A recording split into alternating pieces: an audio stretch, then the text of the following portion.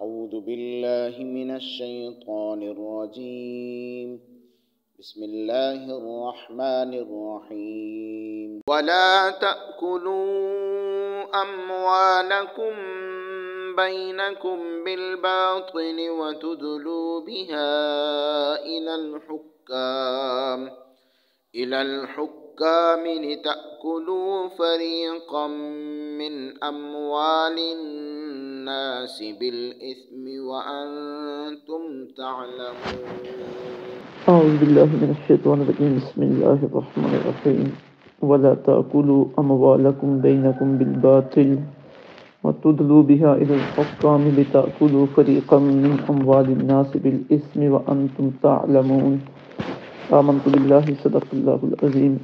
رب اشرح لي صدري ويسر لي أمري واحلل عقدة من لساني يفقهوا قولي. الصلاة والسلام عليك يا رسول الله وعلى آلك وأصحابك يا حبيب الله. آج کا ہمارا درس سورہ البقرہ شریف کی آیت نمبر 188 ہے.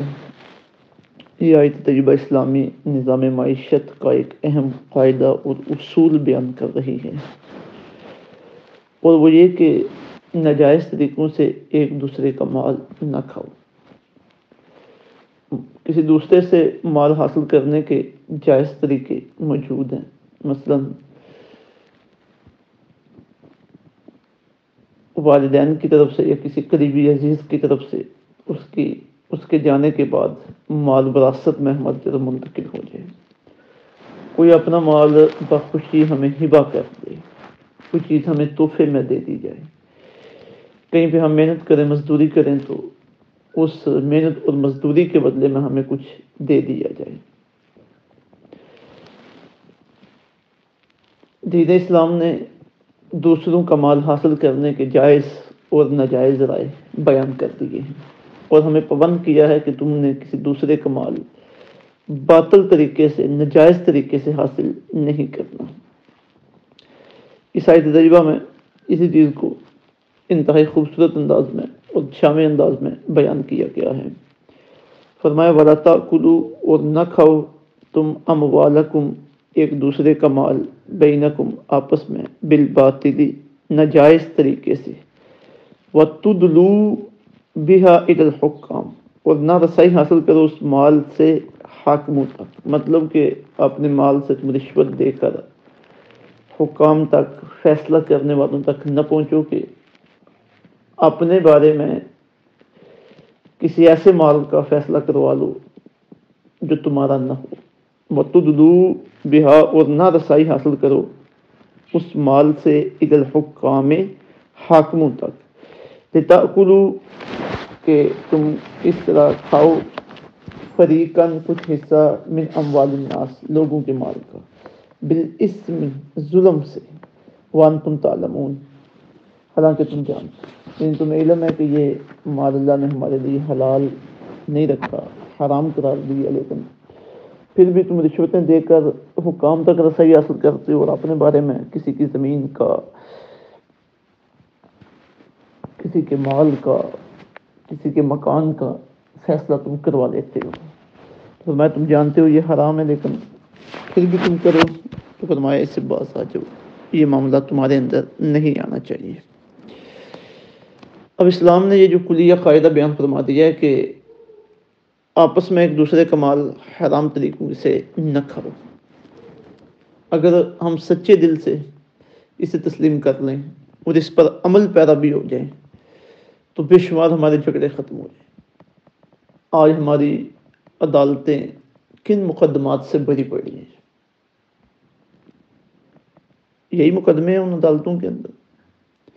90-95% یا اس سے بھی زیادہ مقدمے مال کے جھگڑے ہیں، مکانات کے جھگڑے ہیں، لین دین کے جھگڑے ہیں، زمینوں کے جھگڑے ہیں.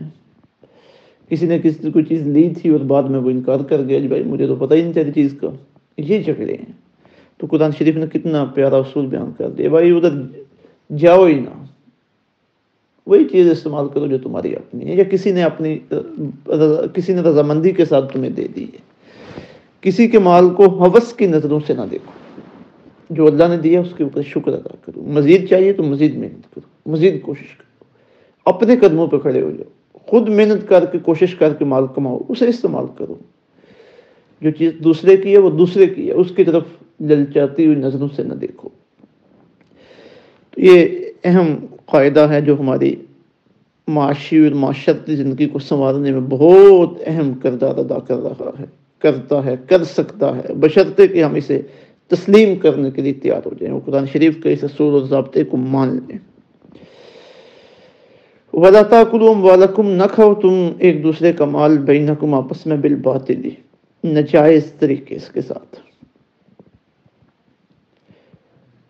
کوئی بھی ایسا طریقہ جس سے مال حاصل کرنے کی شریعت نے ممانعت کی ہے، اس طریقے سے مال حاصل کیا جائے تو وہ ناجائز ہوگا، وہ باطل طریقے سے حاصل کیا ہوا مال ہوگا.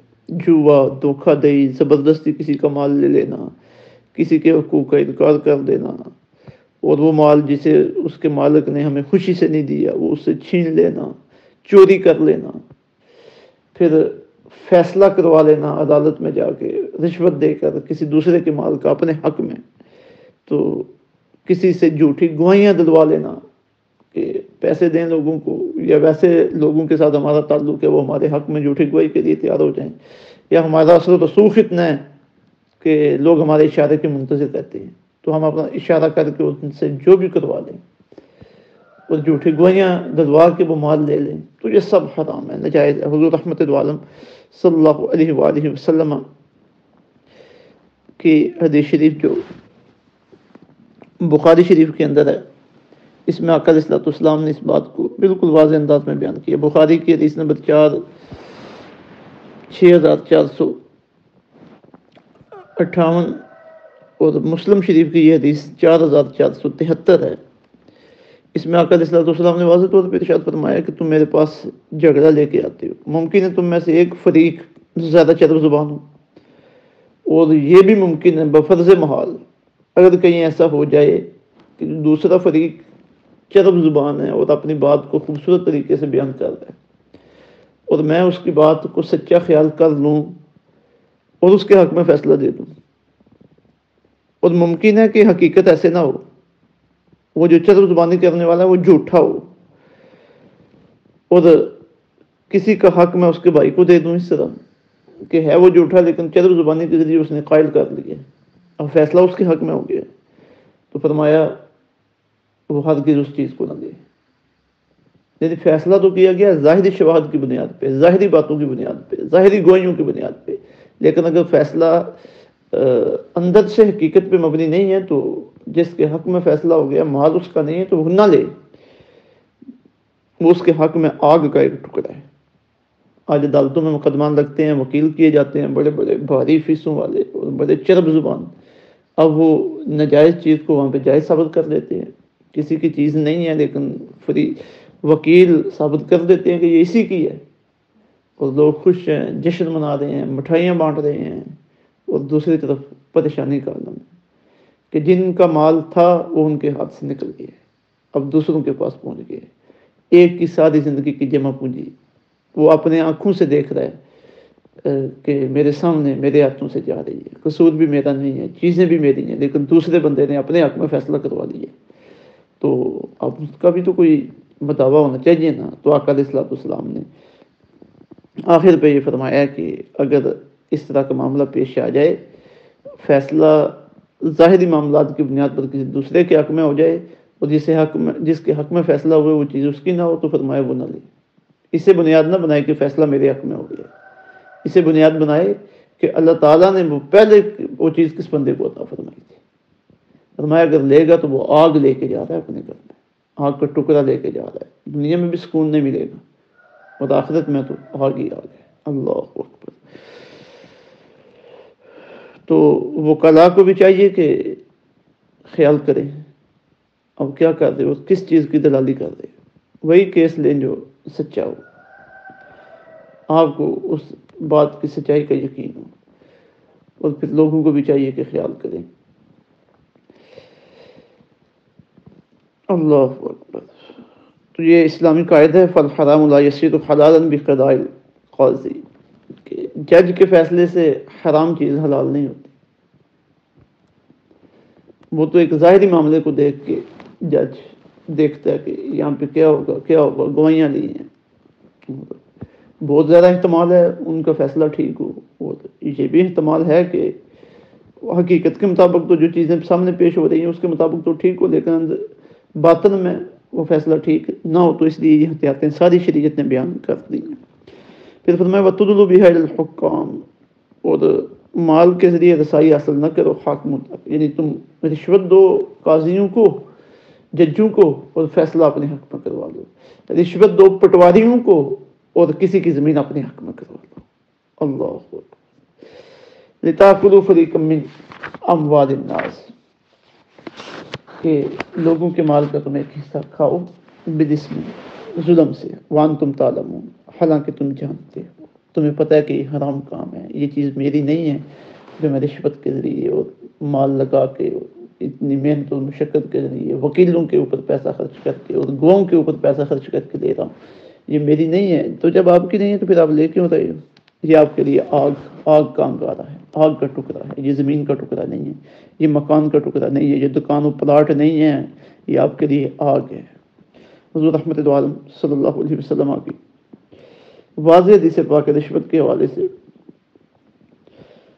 المجم الاوسط کی حدیث نمبر 20226 فرمایا الغاشی والمرتشی فی النار، رشوت دینے والا رشوت لینے والا دونوں جہنمی ہیں۔ تو بندہ اندازہ لگا لے کہ کیا صورت ہے۔ اب رشوت کے کچھ درجے ہیں۔ ناجائز مقاصد کے لیے رشوت دینا حرام ہے، اور بغیر ضرورت کے رشوت دینا مکروہ ہے۔ مطلب کہ بندے کا ایک تو ہے ناجائز، وہ تو حرام ہے بالکل، اس میں تو کوئی گنجائش نہیں ہے۔ ایک بندے کا حق ہے، جائز کام ہے، لیکن رشوت کے بغیر نہیں ہو رہا۔ اب آگے اس طرح کے ظالم لوگ بیٹھے ہوئے ہیں بھیڑیے کہ وہ رشوت کے بغیر، اور جسے آج کل کہہ دیتے ہیں چائے پانی، خدمت، ٹھیک ہے جی، محبت، یہ ساری متبادل الفاظ لے آتے ہیں اس کے، تو اس کے بغیر نہیں ہوتا، تو وہ اس وقت جو حقدار آدمی ہے اس کے لیے رشوت دینا مکروہ ہے۔ مطلب کہ رشوت دے لے مجبور ہے، لیکن شریعت اس بات کو پسند نہیں کرتی، حرام نہیں ہے، اب نیچے آ گیا کام۔ اور اپنی جان، مال، عزت، آبرو اور جائز حقوق کے لیے رشوت دینا، یہاں پہ گناہ نہیں ہوگا، جان کا خطرہ ہے، مال کا خطرہ ہے، وغیرہ وغیرہ۔ اللہ تعالیٰ سمجھ کی توفیق عطا فرمائے، عمل کی توفیق عطا فرمائے۔ انتہائی اہم یہ سبق ہے، اسے بار بار سنا جائے، یاد کیا جائے اور اس پہ عمل کیا جائے۔ السلام علیکم ورحمۃ اللہ وبرکاتہ۔